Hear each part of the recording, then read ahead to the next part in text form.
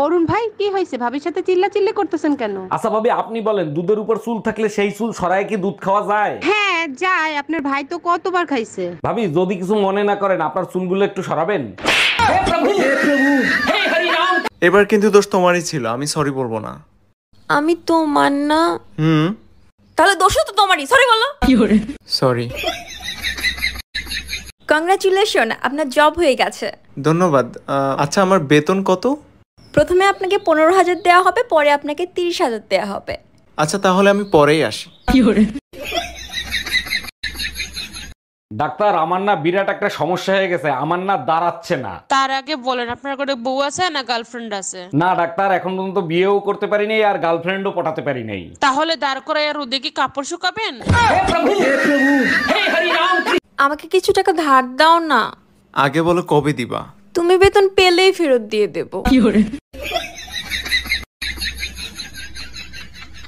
শোনো, রুম্পা ভাবি একটা চাদর কিনছে, কি সুন্দর দেখতে, আমাকে একটা কিনে দিবা? লাল কালারের একটা চাদর, মাঝখানে গোলাপ ফুল আঁকানো, ওইটার কথা বলতিছো? হ্যাঁ, চাদরটা অনেক সুন্দর, কিনে দাও না। আরে না, ওই চাদরে খালি গায়ে শুলে গাছ উল্কায়।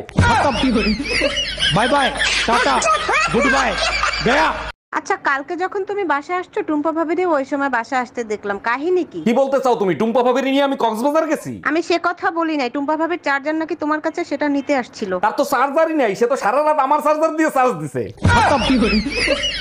আসসালামু আলাইকুম ভাবি, ভালো আছেন? ওয়ালাইকুম আসসালাম, আমি ভালো আছি, আপনি ভালো আছেন? ভাবি, আপনার ছোট বোনটাকে না আমার খুব ভালো লাগে, আমার সাথে বিয়ে দিয়ে দেন। ওই চেহারা আর রূপবানের পাট নিয়েন না, কি যোগ্যতা আছে আপনার? আরে ভাবি, আমি রাতের অন্ধকারে মোবাইলে চার্জার ঢুকাইতে পারি।